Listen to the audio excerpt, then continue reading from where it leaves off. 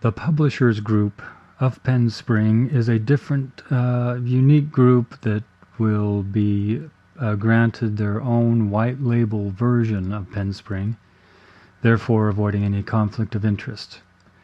So once we choose a public group, it wouldn't make sense to continue using PenSpring under that particular username if you want the common or general public PenSpring version. So we'll sign up as a brand new user called Michael Publisher.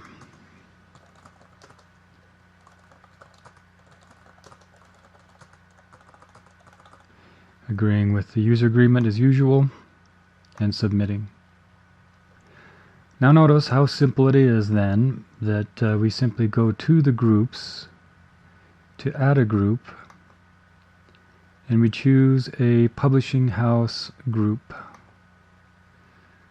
We will give it a name. In this case, we'll call it Cedar Fort.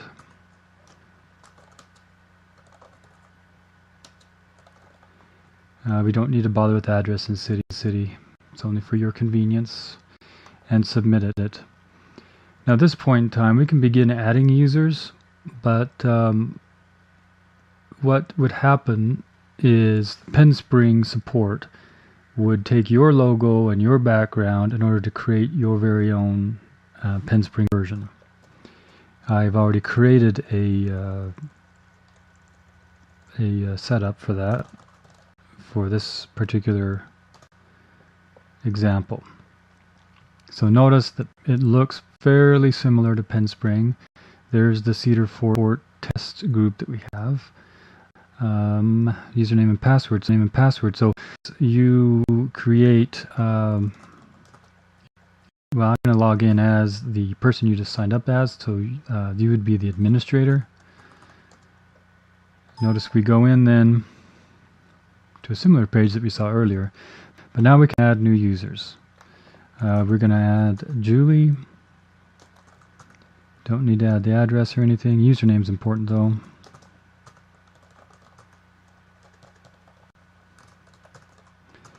Password to start with. They can always change their own password later. Now you have three separate user roles: managing editor, editor, and author. Now the managing editor is important because they'll take over as the, well, two things. They can add users just like you are as an administrator, but they're also going to be adding works for those users. So they actually will add a work that belongs to an author, and they'll even mark it as belonging to that author. So it will be essential to add the author first, so it'll be in that list. And now let's actually do an author right now. Let's do Anna author. Skipping all that. Anna author at test again. Call it her an author. Oh, and here is where you get to particularly explain, or how do you say? You're giving them the access to their own works as a person who can edit, or they can act as an editor only, or only make comments. Generally, from what I've run into so far with publishers, they like to most likely keep their authors back once the managing editor has their work. So they don't want them being the authority to approve edits, but to be able to actually make an edit on their own. So we will leave it at that and save and stay. I guess we just need another editor now. Let's do Eric, the editor.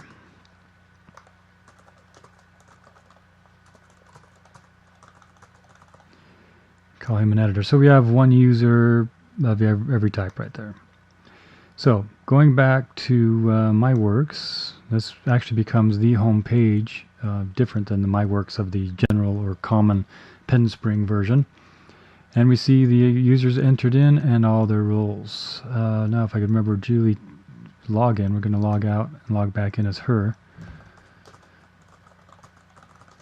If I did that right, yep, there it is. So now she's going to be able to add works and assign it to an author, but most importantly, she now, from previous demos, you'll be able to see how you grant access to the works that are entered, and then the managing editor can also get reports of who's been editing, how much they've been editing, and be able to oversee all of that work. And the managing editor, by the way, can edit as well on anything, but they can allow the editor to be responsible for certain works.